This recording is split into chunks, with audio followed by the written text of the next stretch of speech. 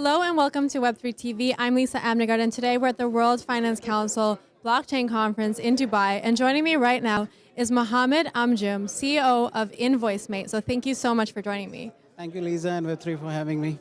And how's your day so far? It's been happening wonderfully, going wonderfully well at the moment. So tell me a little bit more about InvoiceMate and what you're doing right now. Right, so we are in the space for the last 3 years and serving a very good use case, and that is to connect the Web2 conventional businesses with the Web3 liquidity providers. And we have this DeFi as a primitive for DeFi for a stable and secure yield for the Web3 investors. And when it comes to bringing invoicing into the Web3 world, what kind of solutions does this solve? Yeah, invoicing has to evolve, and all of these invoices which have been generated on papers or through some ERPs or e-invoicing software, they had an inherent problem of centralization.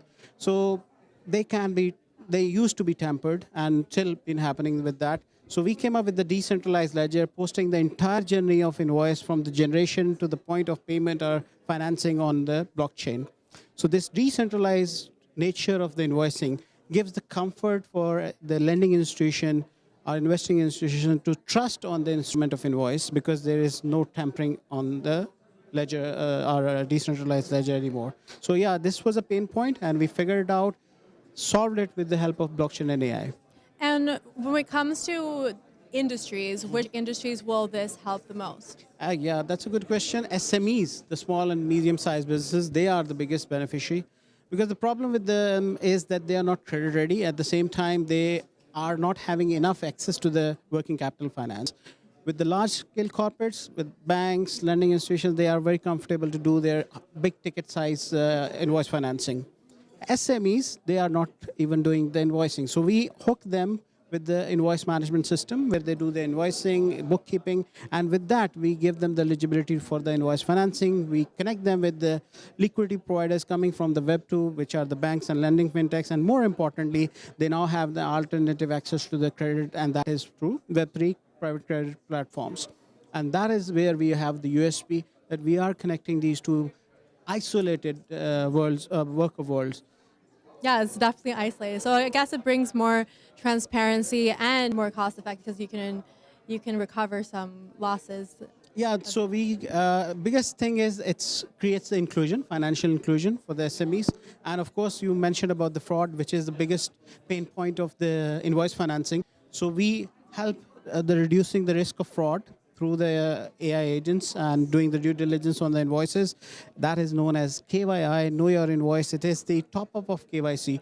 Just like you do the verification credential check on the client through the KYC, we do it. We are the world's first KYI provider, Know Your Invoice provider. So we do it for the instrument of invoice, which sits on the asset side of the balance sheet, but not trusted, because it's, again, the nature of invoices are coming from the centralized system. Anytime you can tamper the credentials, you can fake the invoice.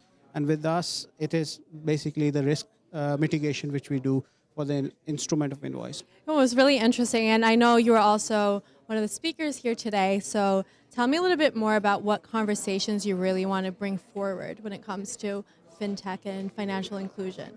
Yeah, this year is all about the narrative of AI, and especially with the Web3. And we've been using AI for the last 3 years since our inception. And this is a good time for us to now tell people how, with the combination of decentralized ledger, which is blockchain, and AI, especially the generative AI, we have a range of AI agents helping the entire process of invoicing, right, for the borrower businesses to make them credit ready. That's the first help they're doing. And then, of course, the due diligence part for the credit analysts. And lastly, the investors of DeFi who are not familiar with the real-world revenue-based investment opportunities, our AI agent helps them to do this, to go through with this journey.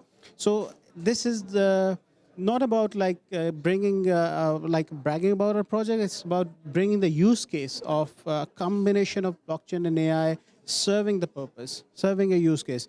So not much about meme coins here. It's all about a real application of blockchain and AI and bringing the real win-win for all sides. So you would say that blockchain and AI technology are the two biggest disruptors when it comes to the future of finance, or that's what's going to be spearheading this space? Indeed.